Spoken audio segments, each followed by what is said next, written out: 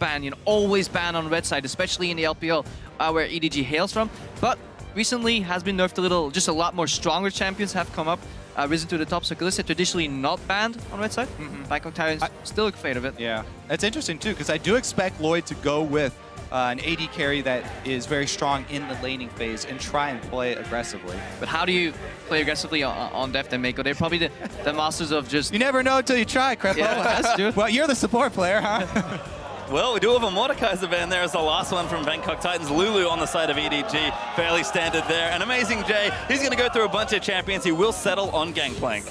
I do like the Garen hover He over loves as well. O2, even before the rework. Yep.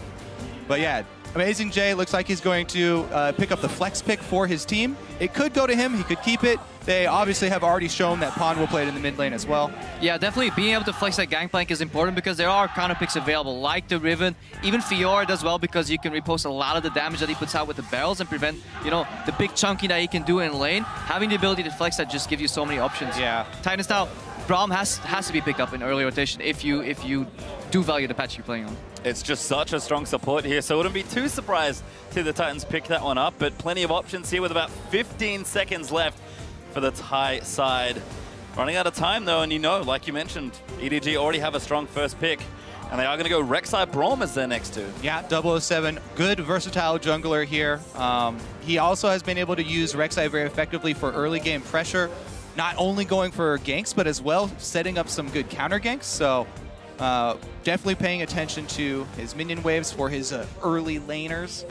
You also just don't give away much information on this first run. Exactly. Very generic. Jungle plus Braum is one of the most generic openings you can do on the red side. This allows you to at least hide some information, wait for the blue side to at least reveal something. You know, obviously they're not going to tell you where that Gangplank is going, and they're probably just going to answer with a generic jungle pick in return. Yeah, the Gangplank is actually really scary too, because, you know, whether it goes top or mid, the global ultimate is just such a good answer for any team that's going to try and push the tempo, for any team that's going to try and make early moves on you. As soon as he hits that level 6, you have to be very careful with fully committing to a fight. And we've seen Pawn do some pretty silly things with Gangplank barrels, but it is Skarner, champion clearly played a lot in the regional playoffs, and Thresh, a very standard pick there for Mako. Yeah, huge playmaking champion there for Mako picked up, and Clearlove's already shown once again he's taken up the Skarner. So since then, he's got a couple balance changes, but let's see how it works out this time. Definitely does have that single target to lock down. It's always a good champion when you know you're playing against a team that has a really big star player where they focus a lot of resources into one person. Yeah, even if he does get ahead, he's still forced to buy that QSS, you know, slowing his build down, not allowing him to carry. Mako here locking in the Thresh. He's mostly known, if you don't really know Mako, for Braum, for Annie, obviously also for Thresh. He can pretty much play anything at a consistently high level, very consistent support. The same way, Deft is just a very consistent laner. That's what they want to do. They rarely go for the flashy, you know, all-in type of plays that you can maybe expect out of Imp, you know, going for the crazy kill. But Deft, if he farms up slightly even, he's technically ahead because he will just out-teamfight you. Certainly is, as Malco Vayne were the picks for Bangkok Titans, and Deft hovering a pick. He's apparently been playing quite a lot in his solo queue boot camping, but we'll see what EDG want to select with 40 seconds to make their last two picks. Yeah, the previous round there for Bangkok Titans, not really a surprise. Warlock pretty much always likes to be on that comfortable tank champion for the top lane. He is also the captain for the team, so he does get to make, you know, the teleport calls to try and engage there and alert the rest of the team. Lloyd going to go with that Vayne to pair with Braum. We were talking about this earlier, actually. The Braum Vayne lane does vary quite a bit. Yeah, it swings both directions. So if you get ahead with Braum Vayne, you can win really hard, but that requires you to land your Q, because then you're still playing a melee support with a very short-ranged AD carry with no innate like AoE wave clear, no boomerangs, no AoE rockets, so you can snowball both directions very easily.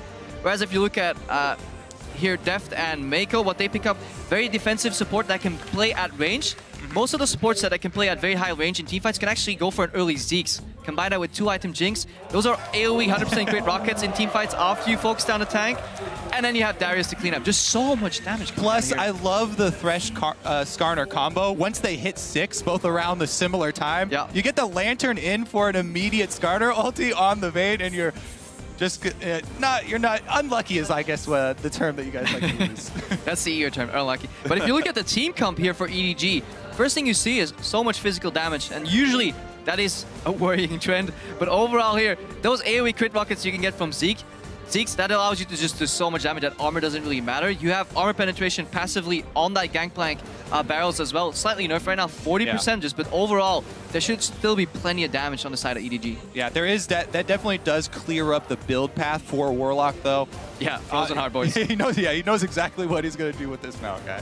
And I mean, it's a very typical comp from both teams, honestly. Deft on a champion he was once undefeated on until the team started slumping just a bit in the LPL. And Zed, of course, the insta-lock coming out for G4 makes a lot of sense. I'm just a little worried here for the Bangkok Titans. Yeah. They can fall behind in damage relatively easy. Like, they can fall behind super quickly. They only have Vayne and Zed as carries in these fights. That's going to require some really good positioning when you're going ahead against the zone from Darius, the zone from a Gangplank, and you have to get to that Jinx somehow. Kill them all with only 2 threats. That's going to be incredibly hard. It is definitely going to be scary for them. But as you said, G4, this is basically his favorite champion. The iconic G4 champion is going to be on the Zed. Maybe they'll be able to get to the split pushing. And with the picks locked in, head over to Twitter and let us know how you think this game will go. Tweet at LOL Esports with the hashtag EDG win or hashtag BKT win, and we'll tally up the votes in just a bit.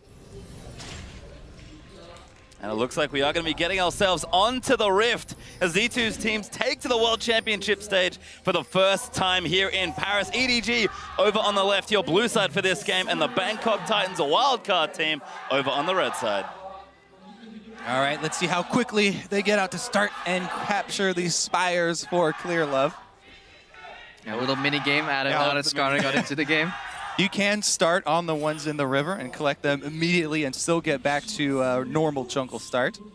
They're not proccable until like 1 minute, 1:15, right? Yeah. It takes a while. You can easily finish the channel, though, and get back in time. We'll see if Bangkok Titans try and contest them. the minion objectives first. Oh, Deft. Showing a bit of flair there with that new summoner icon. Always looking good. I think it's likely we'll see a lane swap come out of Bangkok Titans. So having to play Vayne, Braum into Jinx Thresh, you just get outranged by both. You're playing one range, one melee into double range. Not only that, it's so incredibly hard to get to Deft, because even if you proc the Winter's Bite, one flay is enough to peel you off. You're never going to proc that stun, and then he outranges on level 1 already, Deft. And as the game goes on, those rockets are just going to be such an easy trade into the Vayne every time. Well, trying to get taken there as EDG just moving out, but like you mentioned, there is that lane swap happening. Deft staying out of range of that Trinket Ward by the looks of things here. A minute 45 in. It's just going to be straight to those 2v1 lanes. Yeah, and if you look at the top lane, how diversified the meta is already. This is the 7th different top laner that we've seen today. Darius has only been the only one repeating champion, so overall, yeah, the meta is shifting, and if people are still finding their stride, maybe towards the later stage of the tournament, we'll see some repeat on some champions, but from solo queue experience, Darius, he hurts. Certainly does. Very true. He also heals. All right, so Mako and Def going to actually take the blue buff themselves here. Started out, so a double blue buff start. Bangkok Titans, it looks like they are 100% going to get 3 buffed here. Yeah, they lane swapped, but what they did is they only secured 1 quadrant of their jungle. I know you love talking about those quadrants, Kobe. Aggressive invade, just to spot if they're jungling on the right side of the map. EDG starts double jungle on the left side of the map. They're going to get such a big experience lead. And Bangkok Titans, yeah, this is what we see. 4-man gank in the middle lane. Oh, no, he missed! He flashes! Warlock! Lock it down! Oh, the flash twisted advance. He gets a minion instead there. 25 gold? Well, I don't think he killed the minion either, but Pawn, they did get the flash out of Pawn, but again, this is what we're talking about. They like to pour all their resources into the mid lane, finish off 1 jungle quadrant, and immediately try and go burn. Not everybody can be Dumbledore. Just, that honor is just laid away for a specific amount of people. Just doesn't really work. Is a god. Well, I can see Bangkok Titans. Moss going to check that brush with his Winter's Bite. Doesn't quite get it though. Yeah, EDG though punishing Bangkok Titans very heavily for that super safe start where they started actually on their strong side of the jungle. So not going to have much more to farm here. Yeah, and look at Moss right now. He confirms his Darker Sphere. That entire jungle is empty. So by proxy, you can deduce that EDG's remaining members went to the down right side of the map, then the up right of the map, which means they're about to get a dive here of 4 against 2. And EDG, they're clean enough to execute this. And this ward that Mako just dropped, I love it. That's where you see the top laners coming in to teleport as well. They don't need him because he walked all the way here. 4 versus 2. Here comes the dive play. Back there, Warlock getting low. Mako, he's in trouble. He flashes up, but Death, he's getting a first blood. That's a double kill for the Jinx. This is the tempo that we're talking about for EDG. They do not like to let you have a moment's respite. Yeah, an incredibly clean execution. Mako starts tanking, he gets out before he dies. By that time, Deft has 1 kill, 2 kills. Now his double buff tower's dying. Warlock comes back, he wants some more. Oh my god! They're gonna get locked up. Clearly looking for the stun. Deft wants a 3rd kill. The auto's good. Rocket follows Deft. Gets himself 3 kills in 4 minutes. All right, that was definitely painful to watch. They punish the lane swap. They go for the early dive, successful dive, and a repeat there after the teleport is also blown. They even have teleport advantage. Okay, the one thing for Bangkok Titans is Lloyd has been free farming in the top Lloyd is actually on even CS with Deft, and that is an accomplishment. But Deft, it is 4 minutes, 45 seconds in the game. He has now acquired 2,000 gold sitting in the bank, ready to be spent. So he can basically get a BF sword when Lloyd is still struggling. He is 3-0 already. This is gonna get real ugly real quick. Yeah. We did expect it to be bloody early, so. We did, and that's the EDG power, really. We've seen them dive teams of all different calibers over and over again. SK Telecom sure know the feeling of getting dived by EDG. Yeah, Boots here picked up. In addition to that BF sword, Dev says, okay, I'm done in the bot lane. I'm just going to go top lane, you know, fight Lloyd, because he hasn't really seen too many EDG members overall. Amazing J ahead of Warlock in, not in farm, but 2 levels up, I think, in XP overall. So EDG, completely in control already. And teams should take note. Yes, this is, a massive lead for EDG, and they're huge favorites to win this. However, EDG being able to finish out when they get leads this big is something that you need to pay attention to. Immediate pickup on pink wards here, immediately looking for deep vision. They're trying to cut off any sort of resources from Bangkok Titans. Dev can now aggressively trade with that red buff and those rockets, and immediately, as you said, how do you snowball an advantage? You pair your jungler with your support. You aggressively move and you find the enemy jungler. Once he's out, you can't even gank anymore because you know exactly where he is. And Pawn, even though he got ganked early, he had to blow his flash, he's now completely controlling the pace in the mid lane against G4. So Bangkok Titans, they're crumbling left, right, and center already. We've just hit 6 there as well, so ultimate going to be available for the next bit of EDG aggression. Mako is going to move his way towards the mid, but does go for the recalls. Amazing J, happily 1v1 in the bottom side as Deft is mowing through this turret. It's going to be very scary here. Deft can easily get resets in these team fights, even on the front line. No matter how much money Warlock pours into armor, Deft is just so far ahead. It's a really unfortunate feeling as a tank when you're you have a clear path, and yet you just can't get enough money off of the map to even take a couple rockets from Jinx. Also, if that lane ever matches up 1v1, Vayne against Jinx gets incredibly hard. The worst part of that matchup is BF plus pickaxe against Cutlass. If you ever find yourself in that situation, you rarely do because the way the game plays out traditionally.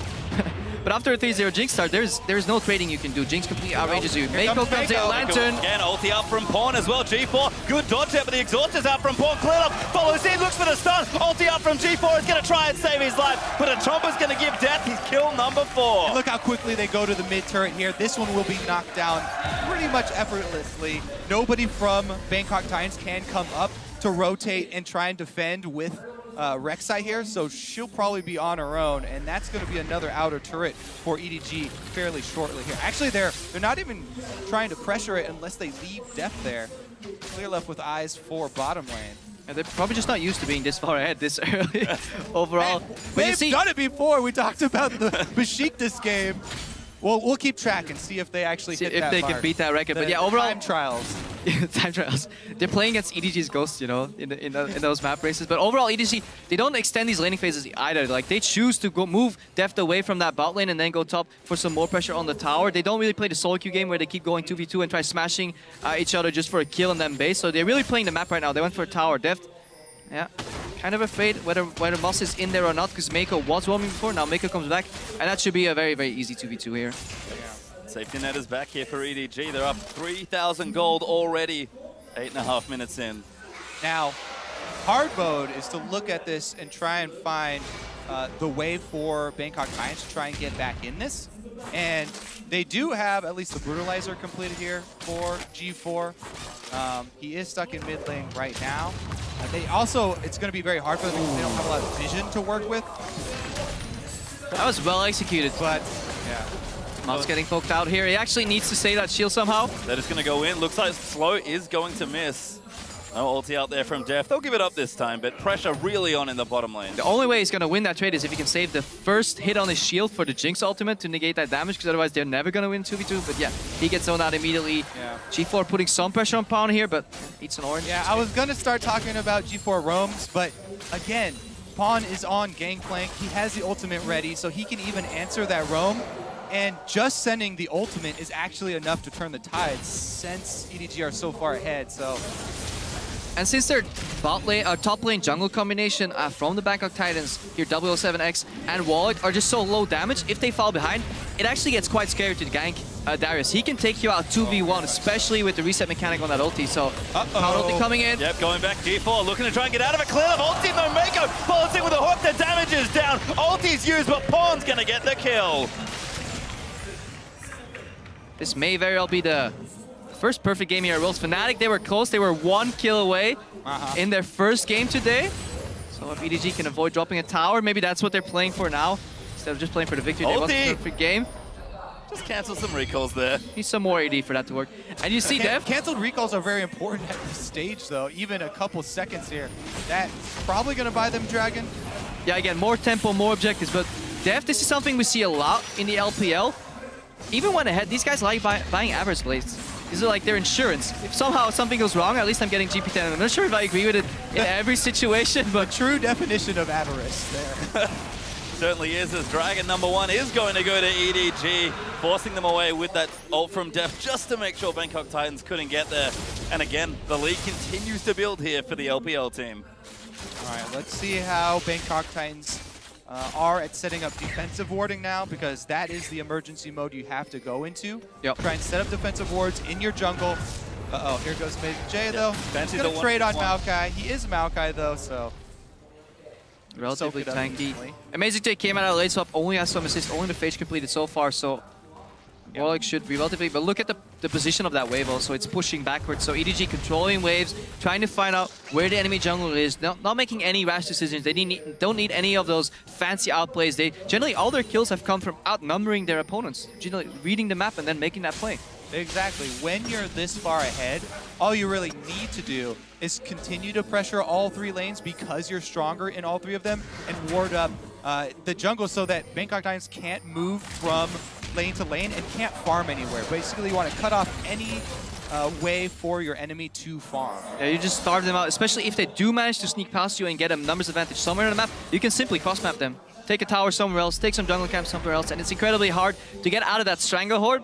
Once it's in that position, once it's being executed, it's almost too late to come back. This is why we saw, early Season 3, Split Push was so popular because teams couldn't deal with it. Just like Lloyd may not be able to deal with this hook. Going in. Lloyd actually has to pop his ulti. Moss and 007X will get in. Mako, maybe the target is cleared up, does get stunned by the Braum passive Def. He's in there, he's going to pop the ulti in melee range. Pawn, first kill onto Lloyd, but G4's going to come out. 007X, he'll die as Def. He's going to flash his way out, but can they get that kill? G4 will land the shutdown, but the Dunks going to give Darius the double. They killed Def, they deny the perfect game.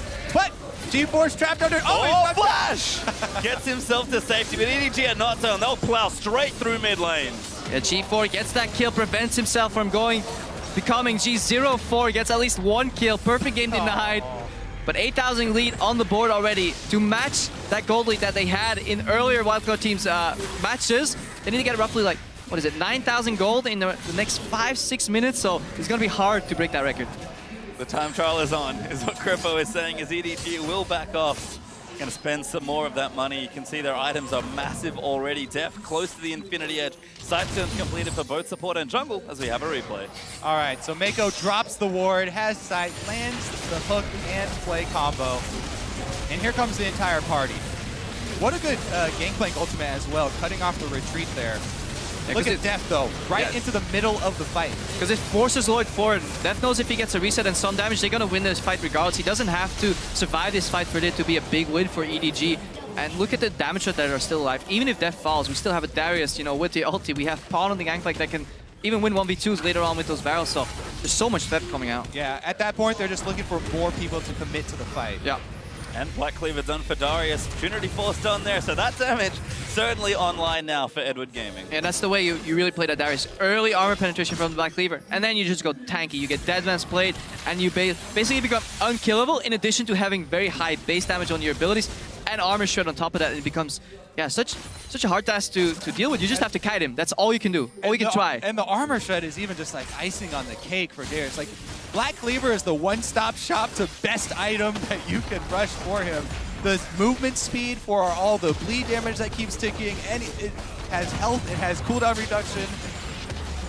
If you buy one now. If there were more versions of it, yeah. There a sale? Like, give me one.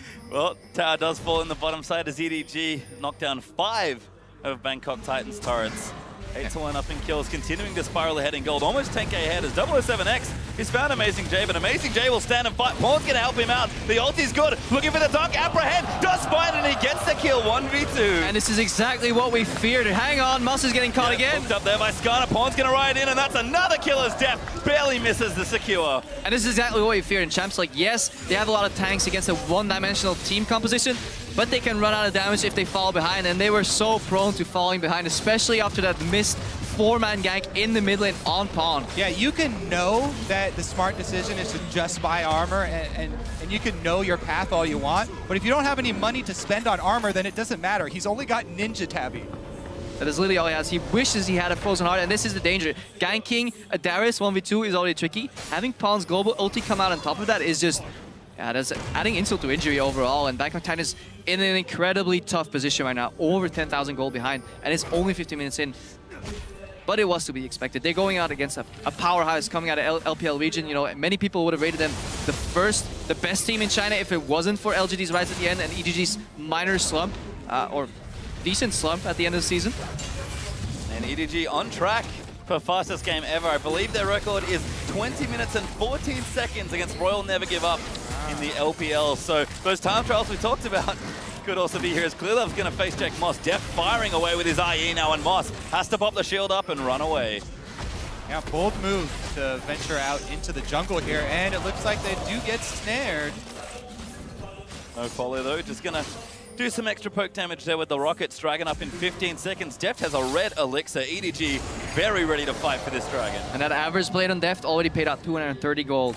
Just getting those small increments. He really needed it, Crep. Yeah, I really need it. I think that is what separates the good from the best AD characters. I actually dislike it. I think when you're this far ahead, second item Panther Dance is still better. But who am I to disagree with them?